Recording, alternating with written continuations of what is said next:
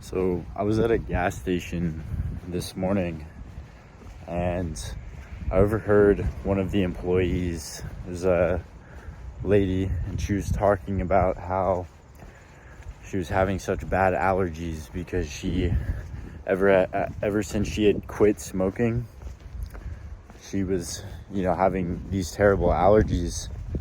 And after she quit smoking, she also gained a lot of weight. And so she had an increase in body fat. She had a lot of weight on her. And, it's just so hard because she quit smoking, but then she picked up eating. And so in her logic, the reasoning why she gained the weight was because she quit smoking, right? And so the point, what I had some thoughts about this. I really want to break this down so that way if any of you guys are maybe in a relatable situation, or maybe not entirely the same situation, but something similar where you're trading one kind of source of, I guess, just things you look forward to, or source of outlet for stress, or a type of just dopamine, really is what I'm trying to get at here. Just your source of dopamine, your vice, if you will.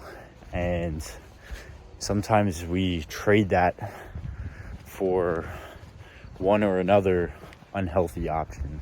In her case, she traded the smoking for then eating food when things stress her out. But the problem is that we're not addressing the core issue. And the core issue is what you do with yourself, what you choose to do in your times of weakness. So your times of being hungry, your times of being stressed out, your times of, emotional instability. And especially as men, we need to control our emotions and keep at a stable baseline. And so one of the biggest reasons I've advocated so hard for physical activity and working out, and why I have such a passion for this, being a trainer, is that creates that baseline of emotional stability in your life. Especially for you men out there that struggle with your relationships, or you struggle with different addictions, family, different things you go through in life. It can be hard, and you got to have that balance and stability for yourself.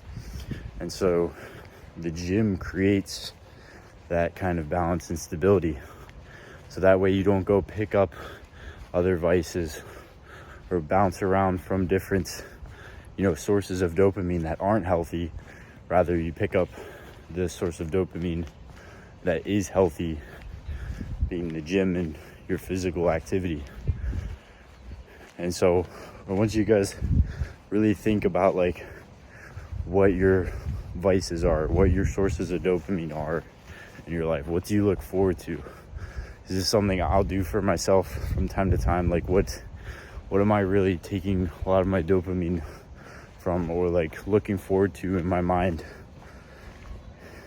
Because there's different things that can cause you to, or have you look forward to in your mind. And sometimes they're healthy and sometimes they're unhealthy. So you got to check yourself.